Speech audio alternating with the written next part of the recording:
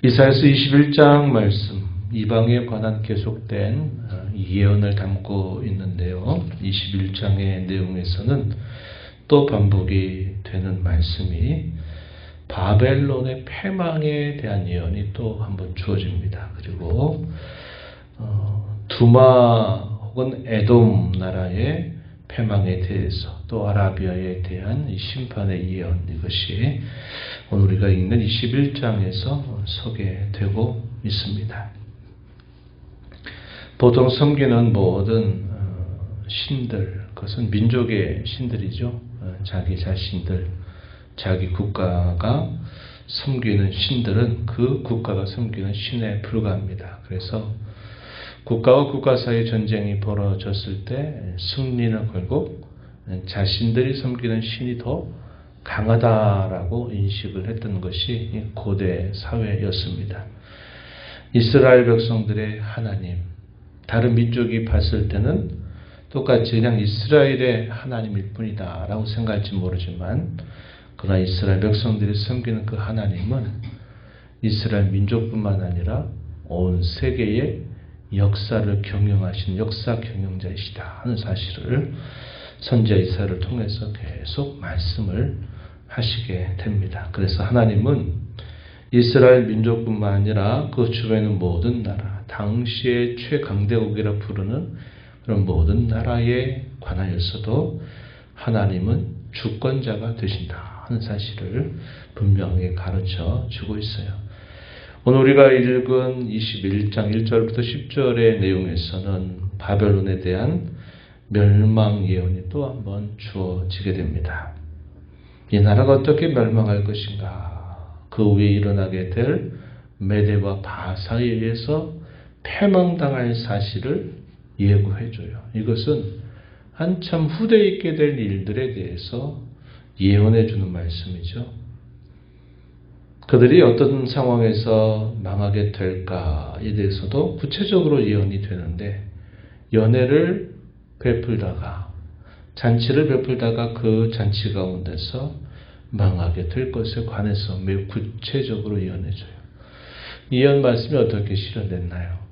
우리가 잘 아는 다니엘서나 이런 데를 보게 되면 어떻게 죽게 되느냐. 이 벨사살 왕이 이 바벨론의 마지막 왕인데 벽글씨로 글씨가 쓰여졌던 거 우리가 기억하죠. 메네 데겔 우바르신이라고 하는 이 글씨가 새겨지고 나서 이 벨사살 왕이 죽게 되면서 이 바벨론 나라가 결국은 패망을 당하게 되는 일이 있게 되는데, 그에 관한 이 예언의 말씀이 오래전 선지자에게 주어지고 있다 하는 겁니다.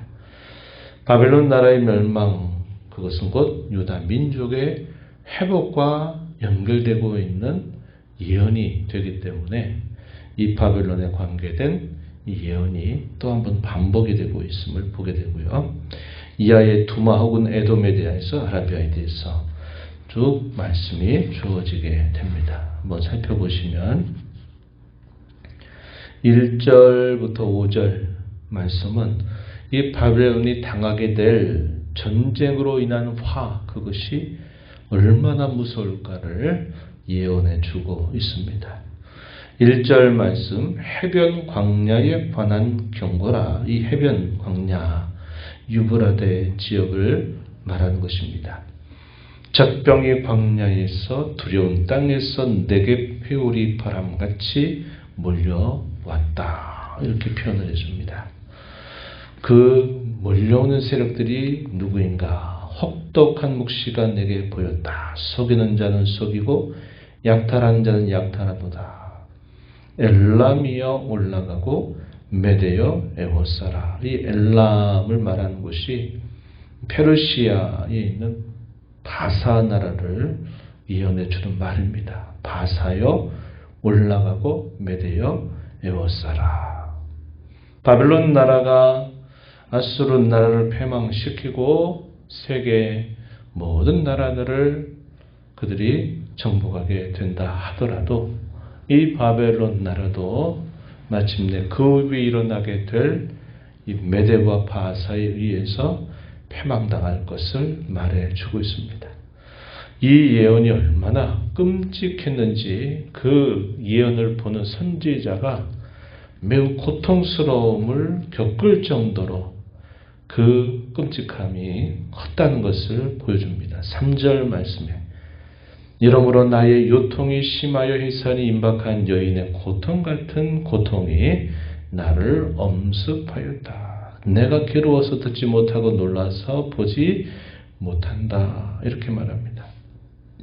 내 마음이 어지럽고 두려움이 나를 놀라게 하며 희망의 서광이 변하여 내게 떨림이 된다. 이렇게 자신에게 그 예언하는 그 내용들이 얼마나 혹독하고 두려운지 그것이 자기 육체의 고통으로 느껴질 만큼 그러한 고통 가운데서 이 예언의 말씀을 받아 전하게 되는 것입니다.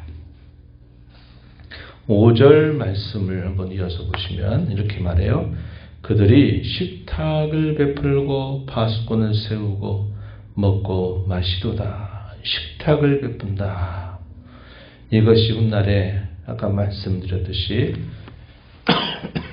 바벨론의 마지막 왕이었던 이 벨사살이 잔치를 벌이면서 결국 그 잔치에서 벽에 글씨가 쓰여지게 되면서 결국은 죽임을 당하게 되는 사건이 벌어지면서 이 바벨론 나라가 결국은 패망하게 되는 시작이 된 것을 우리가 떠올려 볼 수 있는 표현입니다.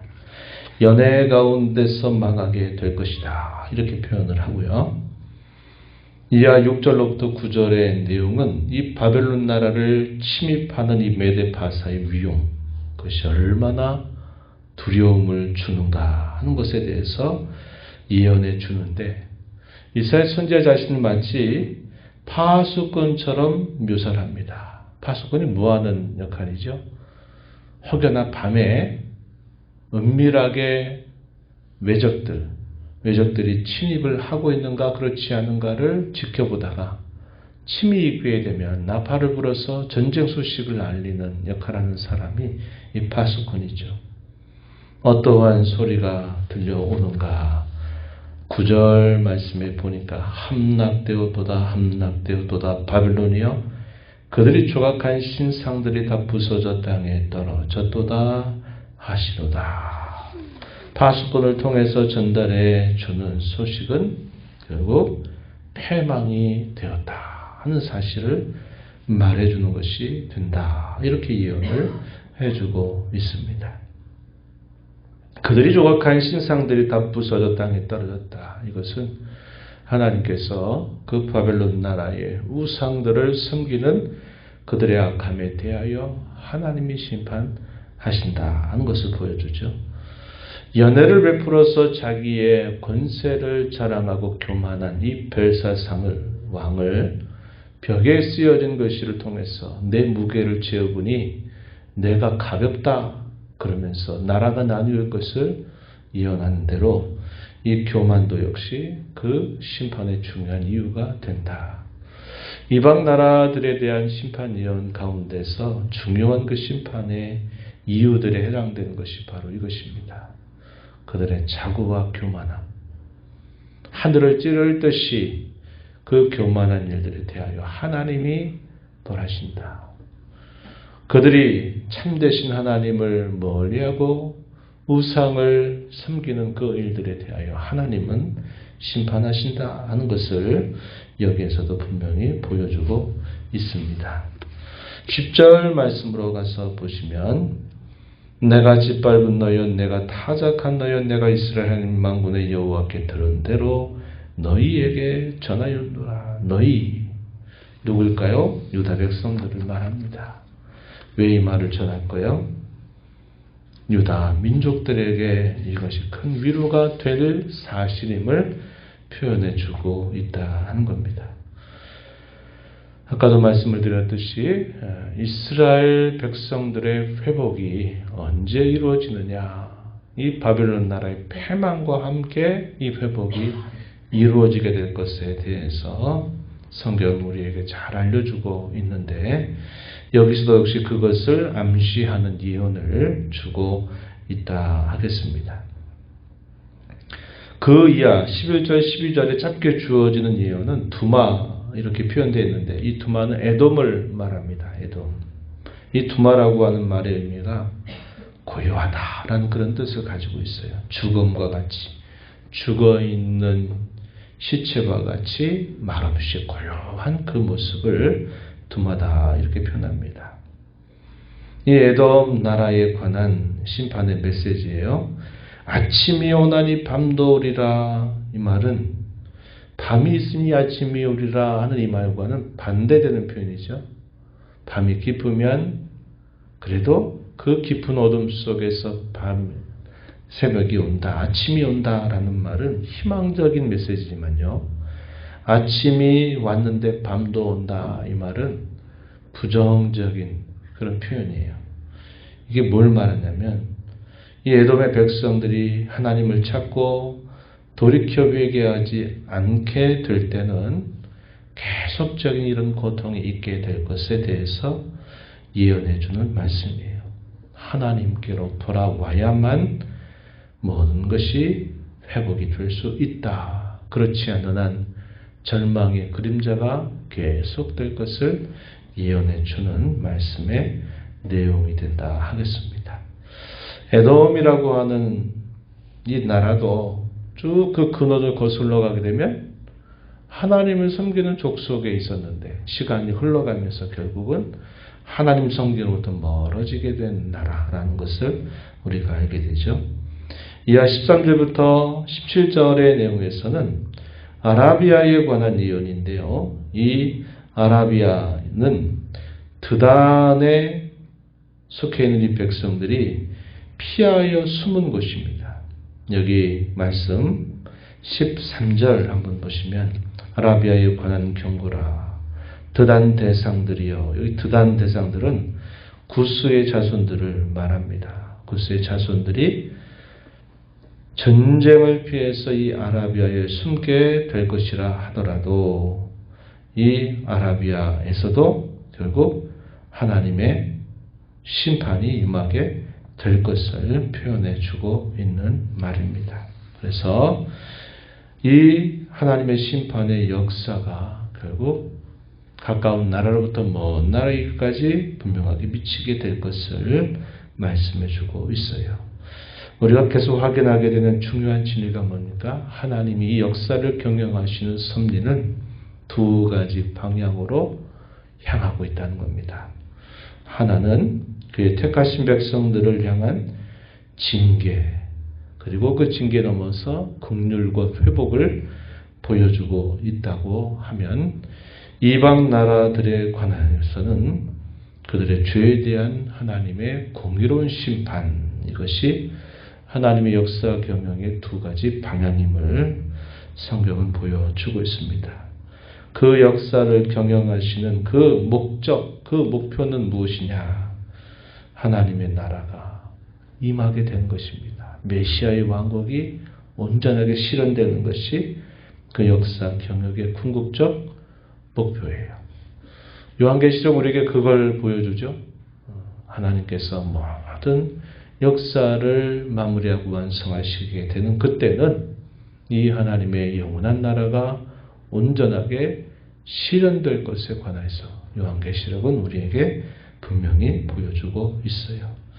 오늘 우리가 살고 있는 이 땅의 인생의 삶 속에서도 이것이 우리의 궁극적인 소망이다 하는 겁니다. 이 세상의 미래는 현실로 봤을 때는 밝지 않아 보이고, 우리가 살아가는 삶 또한 이런저런 많은 일들로 인해서 우리의 미래가 밝아 보이지 않는 현실일지라도 우리 하나님의 약속은 뭡니까? 우리는 하나님의 손안에 있다고 하는 것이고, 그 하나님이 모든 것을 완성하실 때 그 완성의 열매를 우리가 누리게 된다고 성경은 우리에게 약속하고 있는 겁니다. 그래서 우리는 미래의 구체적인 일들은 알지 못하지만, 그러나 그 미래를 통해 하나님이 우리에게 이루신 일들에 관한 한 우리는 분명한 확신을 가지고 살아갈 수 있는 사람들이 되었다 하는 것입니다. 어제나 오늘이나 영원토록 하나님만이 유일한 우리의 소망이 되고 그분의 말씀이 우리에게 위로가 되고 그분 안에 있는 것이 우리에게 참 평안이 됨을 우리가 다시 한번 마음에 기억하면서 이 하루 남은 삶 하나님 안에서 하나님을 의지하고 그분을 섬기는 것을 우리의 삶의 진정한 보람으로 가치로 기쁨으로 여기면서 이 믿음의 삶 잘 살아가는 저와 여러분 되기를 진심으로 바랍니다. 하나님 아버지 감사합니다. 지난 밤에도 하나님의 은혜 가운데 또 저에게 힘을 주시고 이 새벽을 깨워서 아버지 앞에 나와 찬양을 드리며 오늘도 저에게 주시는 말씀을 통해서 저에게 약속하신 바를 다시 한번 확인하게 하시며 은혜의 보좌 앞에 나와서 하나님의 도움을 구하며 이 하루를 시작하게 하시니 감사합니다. 이방 나라에 관한 심판 예언의 말씀을 계속 듣습니다.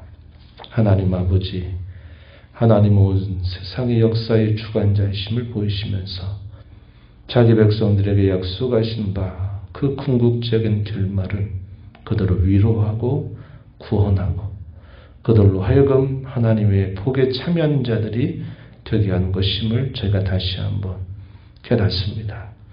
오늘을 살아가는 저희들에게 이 말세의 끝자락에 하나님 역시 약속하신 바도 하나님께서 그의 나라를 이루시고 그 나라의 열매를 저에게 약속하사 누리게 하신 것임을 저희가 분명히 확신하며 살게 하시니 감사합니다. 이 땅에 살아간다고 크고 작은 많은 일들, 또 우리가 이 땅에서 겪는 수고롭고 또 안타까운 여러 많은 일들로 인하여 저희들의 가는 방향이 흐트러지지 않게 하시고 치우치지 않게 하시며 하나님께서 하신 그 말씀을 부여잡고 믿음 따라 살아가는 저희들의 삶이 되게 하시고 그러한 삶을 살아갈 만한 은혜와 또 그러한 능력을 저희들에게 늘 허락하여 주옵소서. 은혜의 보호자 앞에 나와 아버지 은혜를 구하는 모든 심령들의 간구를 귀 기울여 주시고 응답하시기를 바라며 예수님 이름으로 기도하옵나이다. 아멘.